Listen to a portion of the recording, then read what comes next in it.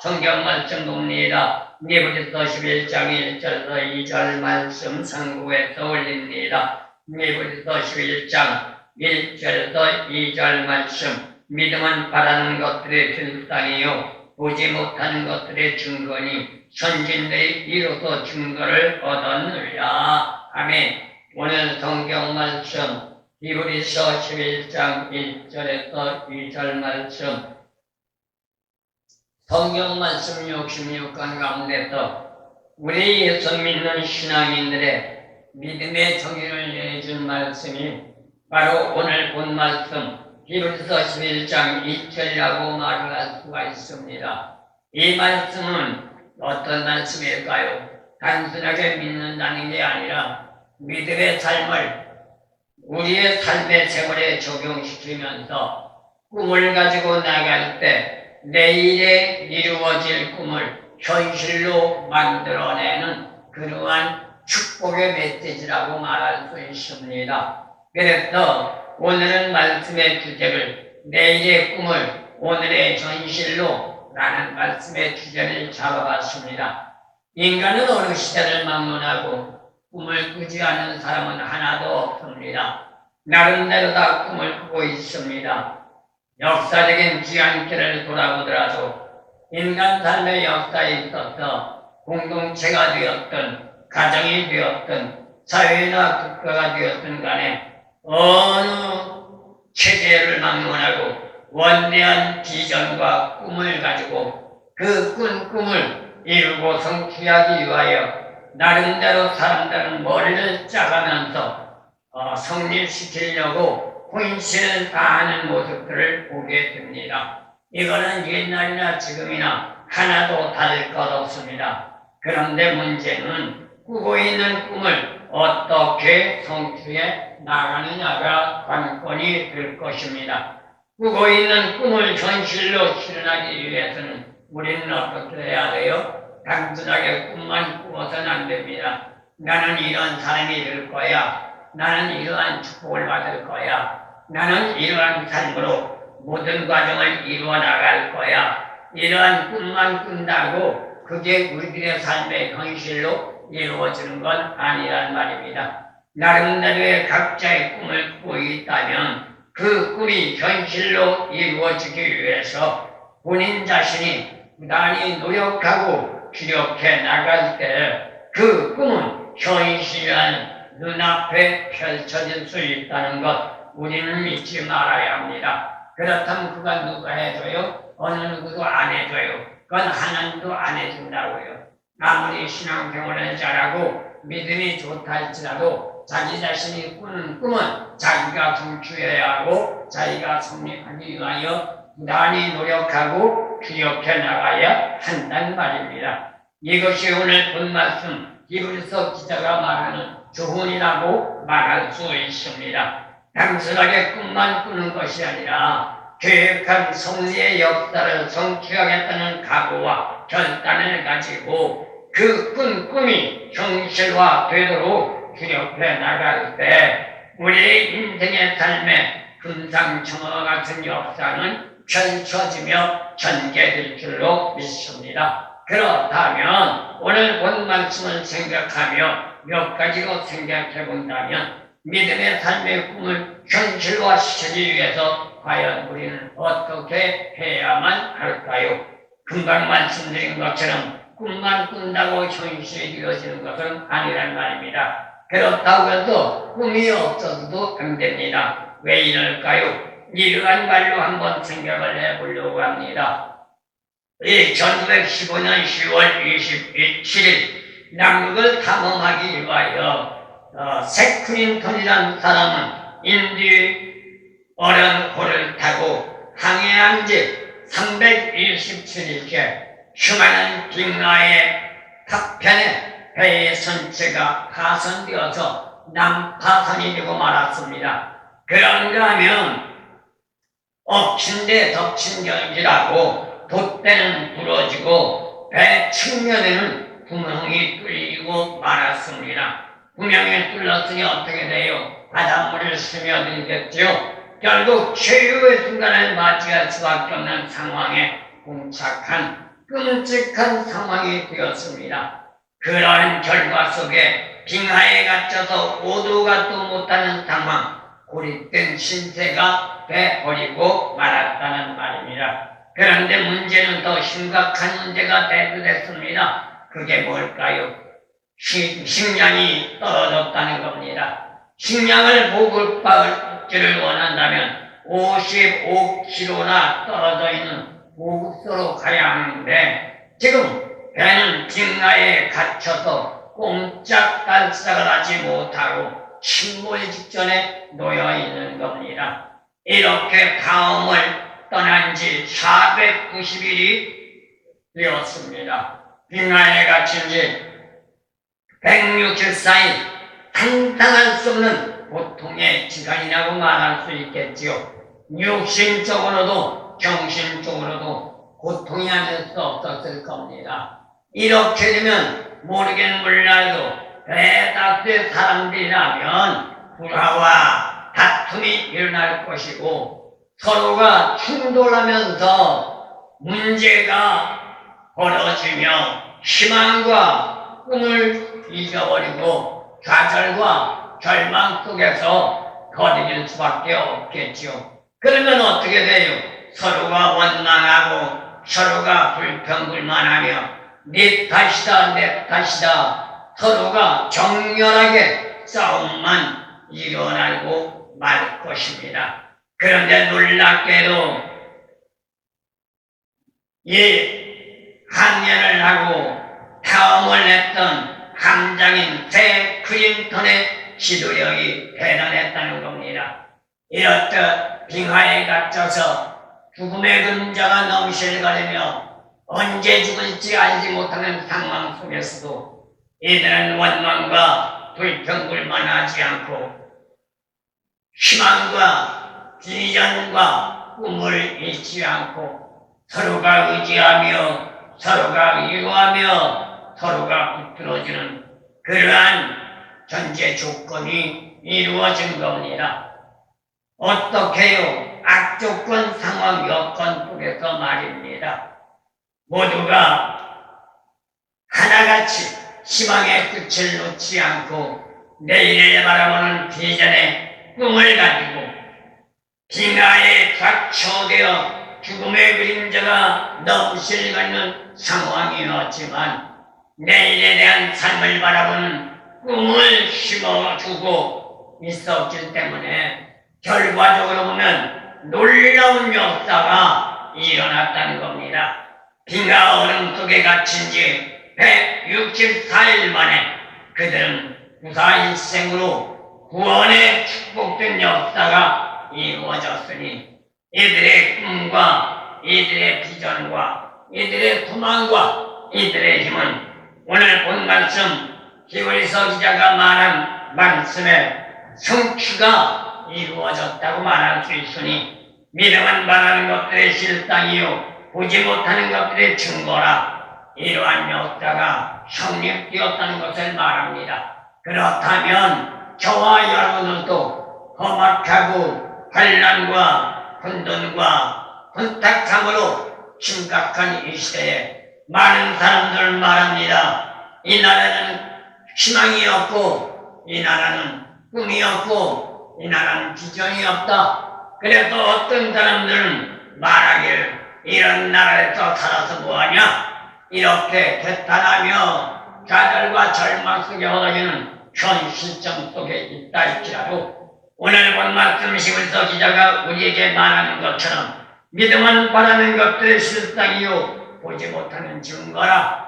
이 말씀의 핵심을 우리의 심령과 육비에 새기고 지금 말씀드렸던 것처럼 164일 만에 부사일생으로 생명 구원받았던 탐험대도처럼 우리 모두가 희망과 비전과 꿈을 잃지 말고 그 희망과 비전과 꿈을 더욱 성립시켜 나가는 저와 여러분들 되어지기를 소원합니다. 그리고 또 한 가지 생각해 볼 것은 꿈과 비전과 희망이 없으면 어떻게 될 것인가 한번 생각해 보지 않을 수 없습니다. 인간의 삶을 사는 데 있어서 꿈이 없고 비전이 없고 희망이 없고 소망이 없으면 무기력함의 대명사가 찾아옵니다. 그래서 꿈이 없으면 망한다고 한 겁니다. 인간 삶에 누구를 막론하고 꿈과 희망과 비전이 없는 사람은 무기력 삶으로 추락할 수밖에 없단 말입니다. 그러면 위에서 말한 예화의 반대 상황이 벌어질 수밖에 없는데 새 클린턴이 남극을 탐하기 1년 전 스탠 벤스라는 사람이 이끄는 칼레프가 북극을 탐하기 위하여 원정대에 올랐습니다. 그런데 이들 역시 빙하에 부딪혀서 배는 난파선이 되어 빙하 얼음물에 갇혀버렸는데 이들은 새 클린턴과 달리 탐험하기 위하여 떠날 때 꿈꾸던 희망찬 비전과는 달리 마음도 꿈도 희망도 비전도 소망도 무너져 내려버리고 말았습니다. 대원들은 서로 간의 신뢰가 무너졌고 각자의 생각은 이기심으로 싹트기 시작했고 그 결과로 말미암아 서로가 서로를 원망하며 서로가 서로를 속이는 배타적인 상황이 벌어지고 마는 겁니다. 결국 팀워크는 무너지면서 새 클린턴의 인도 어린 호와는 달리 11명의 탐대원들은 북극이라는 빙하 얼음산에서 모두가 처참하게 생애를 마감하고 말았다는 겁니다. 결과는 간단합니다. 한쪽 배는 희망과 비전과 꿈을 잃지 않았기 때문에 죽음의 그림자 앞에서도 살아날 수가 있었고 한 배는 그러한 악조건 속에 당면했을 때 희망과 비전과 소망과 꿈을 잊어버리고 낙심하고 좌절하고 정말로 살 희망을 잊어버린 그 결과로 그들은 빙하 안에서 목숨을 잊어버렸던 겁니다.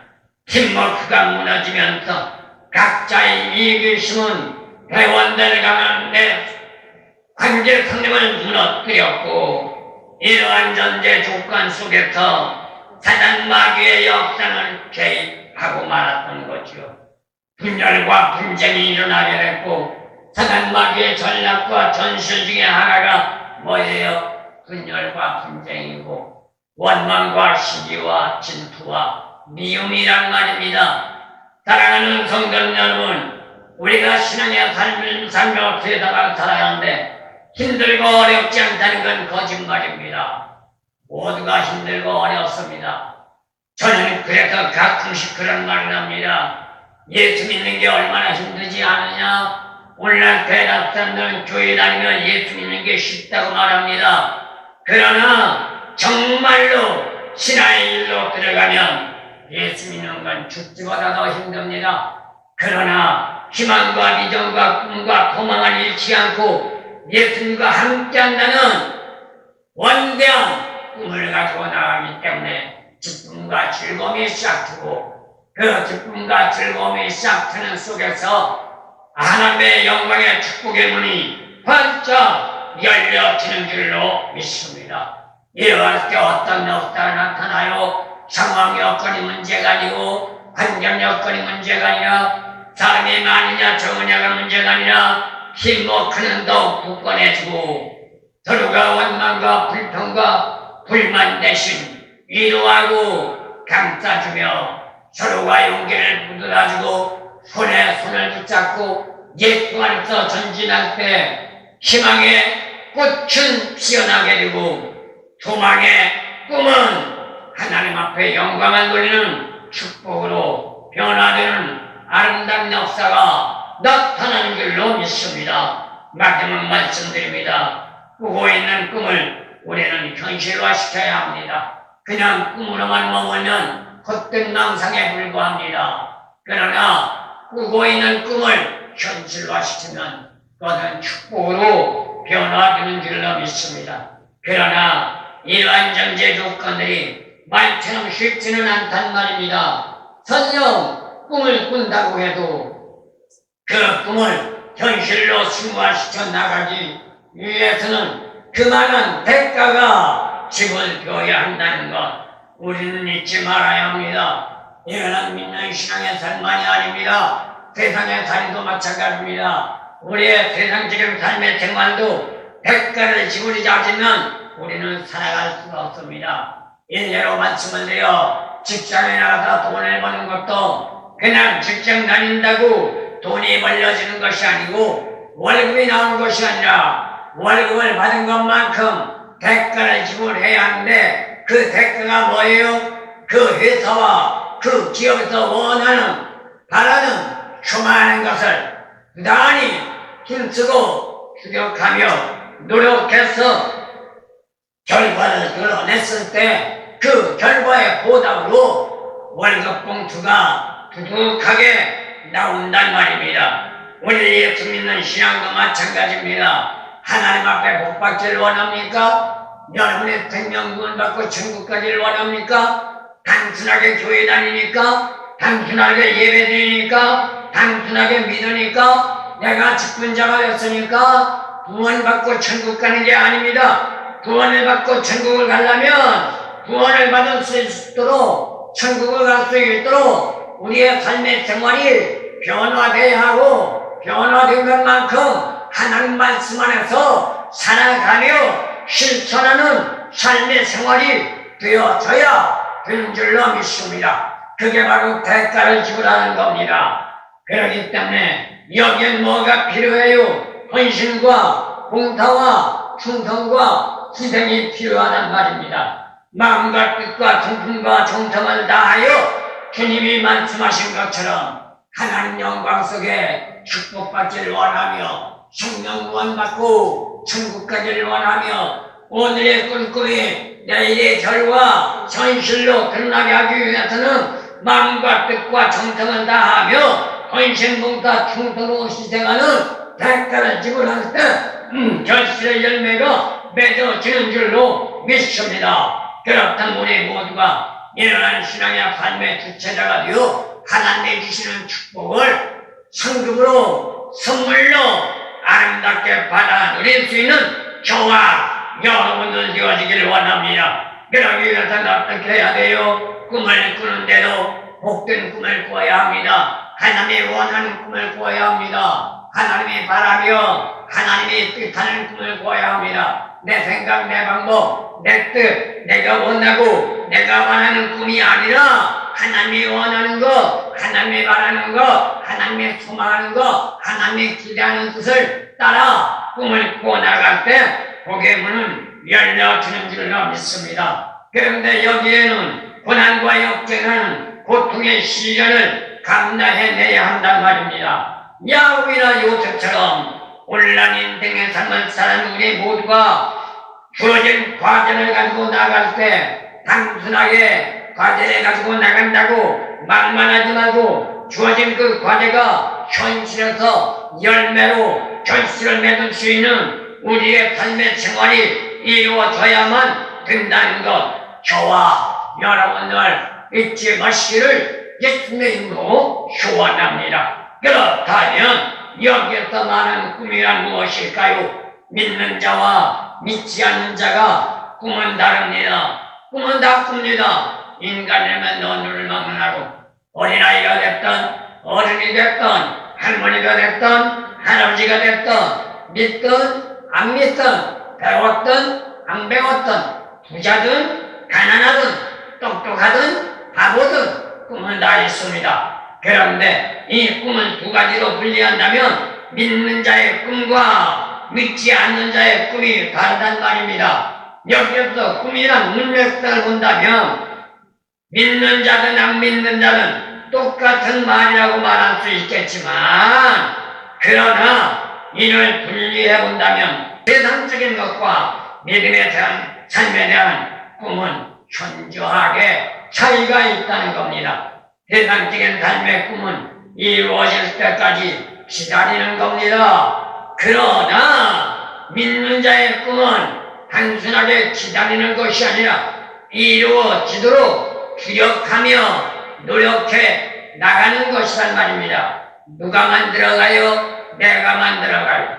누가 만들어 주지 않아요? 하나님도 안 만들어줘요. 다시 말하면 세속인들의 꿈은 막연하게 기다리는 겁니다. 그런가 하면 이러한 전제 조건을 기다릴 때 뭐라고 말해요? 운명 탓을 말해요.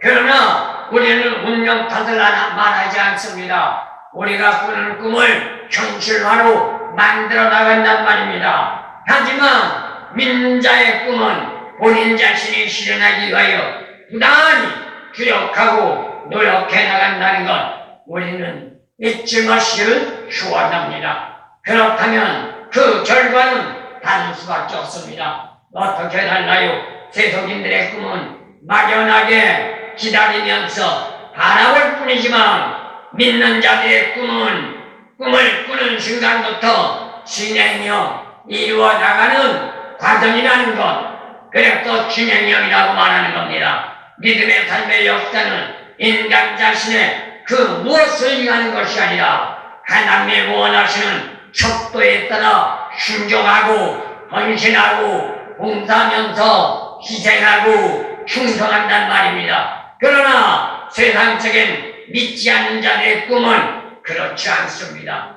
우연을 바랍니다. 또한 단순하게 이루어질 것을 원합니다. 그래서 이런 세상적인 옛 어른들 말씀으로 말하는 팔자 소관이라고 말합니다. 우리는 팔자 소관이 아닙니다. 팔자도 내가 만들어가야 되는 줄로 믿습니다. 한문으로 8팔자를 써놓으면 꽃갈이 됩니다. 거기에는 아무리 많은 물질을 부어도 채워질 수 없습니다. 물을 부어도 흘러내려갑니다. 그렇다면 우리는 어떻게 해야 돼요? 한문으로 쓰여진 팔자를 뒤집어 놓으면 바가지가 됩니다. 바가지에는 물을 담으면 채워집니다. 복을 담아도 채워집니다. 그렇다면 우리는 어떻게 해야 돼요? 역설적인 말이라고 할 수 있겠지만 복이라는 개념을 우리는 바꾸어야 합니다. 꽃갈이라는 전제 조건을 바가지로 만들어서 하나님이 주시는 복을 바가지에다 담아야 하고 부어주시는 물을 바가지에다 담아야 하고 모든 전제 조건을 담아 채워 나갈 때 우리는 복이 넘치는 역사가 나타날 수 있습니다. 이건 뭘 말하는 거예요? 복도 내가 만들어 간다는 거예요. 받는 것도 내가 만든다는 거예요. 이게 바로 오늘 본 말씀에서 우리에게 교훈하고 있는 꿈을, 소망을, 희망하는 방법인 줄로 믿습니다. 그런데 문제가 있습니다. 여기에는 세상의 사람들처럼 꾀바라기가 돼서는 안 됩니다. 머리 굴려서는 안 됩니다. 어린아이처럼 순수해야 합니다. 하나님이 하는 건 하고 하나님이 하지 말라는 건 하지 말아야 합니다. 내 대상, 내 방법, 내 주판을 죽이지 말고 무조건 하나님의 말씀에 순종하고 하나님의 말씀에 복종하고 하나님의 말씀에 준행하며 나갈 때에 임마누엘의 복된 역사가 에벤누스의 도우심의 역사로 우리에게 채워지는 축복과 은혜와 역사가 넘쳐나는 저와 여러분들 되어질 줄로 믿습니다.